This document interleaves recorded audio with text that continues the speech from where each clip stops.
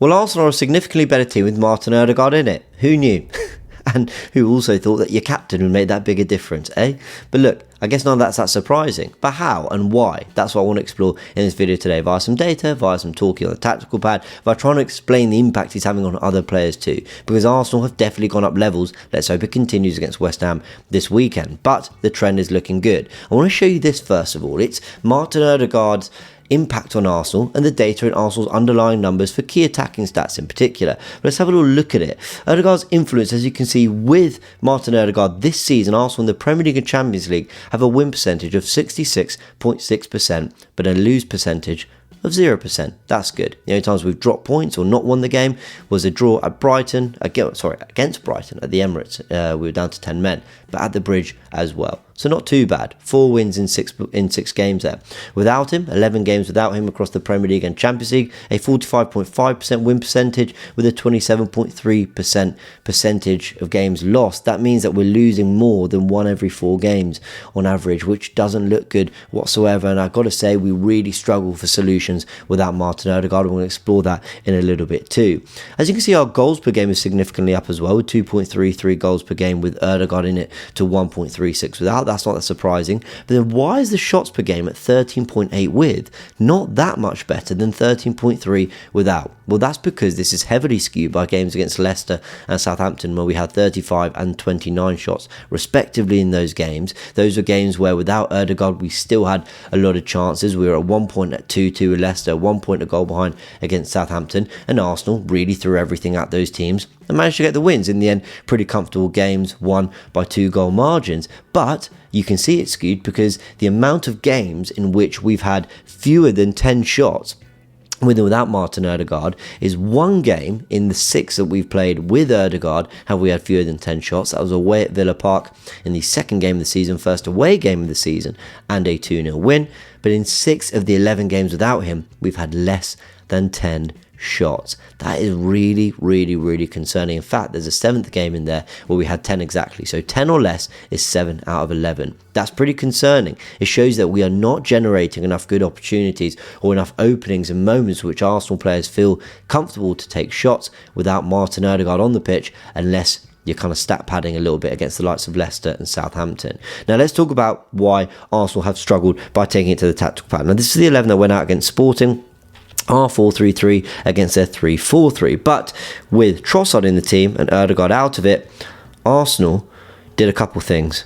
They looked a little bit more 4-4-2 firstly. And secondly, it was actually Havertz who was dropping into that area to combine with the right-hand side and Trossard to combine on this left-hand side. It meant a massive gap was often left between the two of them, and more so in this area of the pitch too. In the last video we talked about how zone 14 was occupied a lot more by Gabriel Jesus and Martin Odegaard and the impact they had on addressing that area of the pitch, because without Martin Odegaard, Arsenal really, really struggled. And again, the use of Kai Havertz, and I like Kai Havertz. I think he can be a goal scorer for Arsenal, whether that's 30 goals to lead us to the title, I don't know, but can he get 20 goals in all comps for Arsenal or more than that? I think he can, but we messed around with his position in the absence of Martin Odegaard, and that was really, really frustrating to see. With him returning, let's get the 11s back up. We were back to the Arsenal we knew. Now, Jesus started on the weekend, but what we saw in this game against Sporting is Timber getting forward in the way that Ben White can. We also saw Calafiori inverting at times. Sometimes Timber would be back in build-up, and Ødegaard would do what Ødegaard does. Sometimes float in this pocket to combine with the right-hand side, which is absolutely clicking and running things for Arsenal at the moment.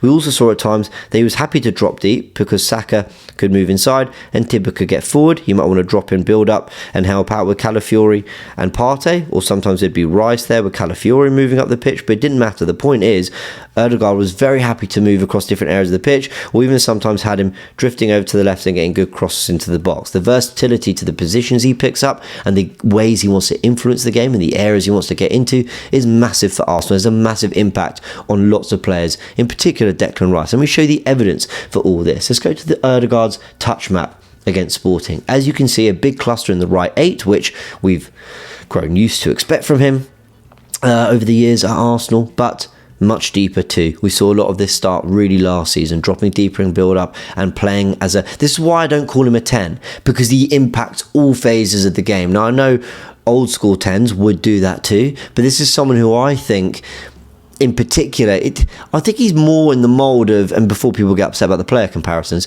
I think he's stylistically almost more Thiago at times than he is like Ozil, Schneider, Juan Mata. You know what I mean? Like old school 10s. I think he's more in the mould of like really creative central midfielders. And that's why his impact on the rest of the pitch and the rest of the game can be so crucial to the side. But as you can see, it has an impact, like I mentioned just now, and Declan Rice is one of the players that I think has felt that impact. Lots of touches in that kind of right half space too.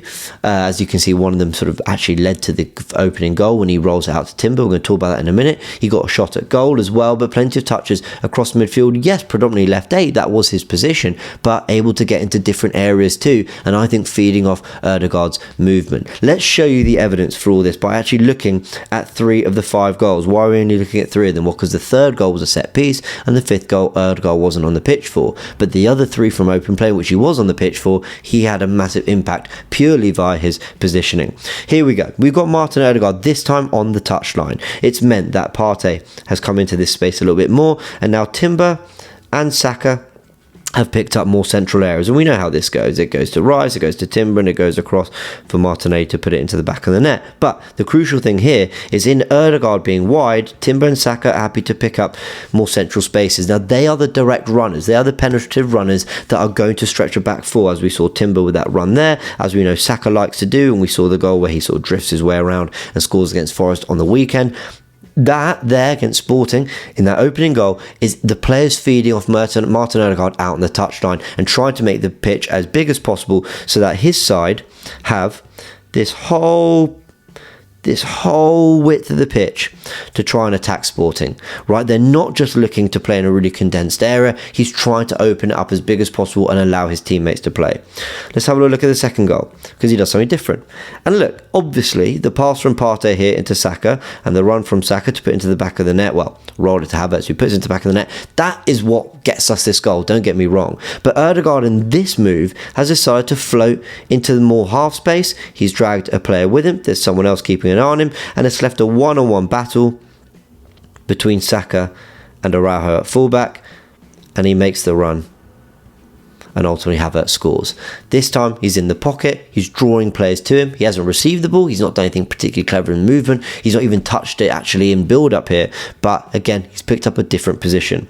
Let's look at the 4th goal, because this time he's worked really hard with Timber to win the ball back. They've won the ball back in this area here. It's made its way to Havertz, and this time Havertz rolls it in, and this time Ødegaard is driving at the heart of the team. He's driving at the Sporting defence. He gets fouled, he's brought down, we win a penalty, and Arsenal get their 4th goal and ultimately secure the 3 points there in the Champions League phase. But this is a big moment because, again, Arsenal on the back foot a little bit. Ødegaard takes initiative by winning the ball back. His defensive work will always have to be mentioned when we're talking about the impact he has on this team. But then his ability with the ball at his feet to drive, dribble, run at players, something I kind of wish we saw more from Ødegaard, because his close control and his dribbling, his silkiness is there for all to see, but he doesn't always take on players. In this moment he ran to the heart of their defence and won a penalty and a 4th goal for Arsenal. 3 different ways that he's helped Arsenal in those goals: touchline to make space, in the pocket to try and draw players to him, and third one just pure running at the back 4. 3 different solutions to a back 5 to a team that can be difficult to score against, but there he is finding solutions for Arsenal, as he did against Forest as well, with that little assist for Bukayo Saka too as well. I mean, Martin Odegaard has been in terrific form, and you can see in the 3 goals there how he has various impacts on the team. And the thing is, we've talked about his work rate a little bit that I've mentioned, we've talked about his tactical quality and what he adds tactically to this team, but there's a technical quality to Martin Odegaard that is absolutely immense as well. He's the kind of player that everybody feeds off. He's the kind of player that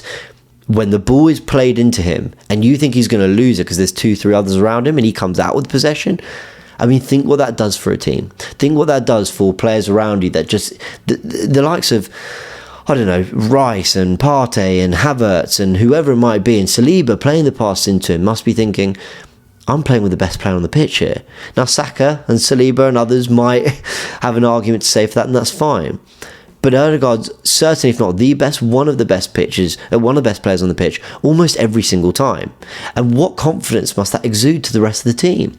With his touches, his ability to turn in tight spaces, with his ability to play passes that others know he can play, so they will make runs that they perhaps wouldn't if there were others there with the ball. And it's just the overall feeling he can have on everyone. I mean, he lifts the crowd because of what he can do with the ball at his feet. And it makes him such a special player. So we've talked about defensive ability. I haven't really analysed it. We've touched on it. We've talked about his tactical positioning and movement and how he impacts the team from that perspective. And we talked about his technical quality too. All of this makes him a terrific player. Now, look, I've not even touched on output. I mean, as you can see in the Premier League, his output has been good over the years. Can he build on that? I think he could still get 8 goals and 8 assists, even having missed quite a significant part of this Premier League campaign already. I still think he could get to 16 GA in total. That would be, well, he needs 16 games actually. And I think he gets 16 GA in his final 26 and make it 8 and 10 in match last season. So I think he could do that. I think it's important that for everything he's doing tactically and technically that we do get that output from him too. But I just think ultimately his influence on this side is absolutely massive, and I hope in this video we've explained a little bit why. Just to let you all know, everyone, apologies, there's no Goonerverse podcast this week. We will return next week. Really looking forward to that, but I hope you've enjoyed this video instead. And if you are enjoying it, please hit the like button because it does help for others to discover this video as well. And if you're enjoying this content and you want to know when we're uploading, then hit the subscribe button because that's when you'll be notified as well. But let's show some love for Martin Odegaard in the comment section below. Let us know your thoughts on his performances, his impact on the team, and why he's been so good for us. And yeah, let's hope Arsenal build on this against West Ham on the weekend. But Martin Odegaard, it's great to have you back. What a player.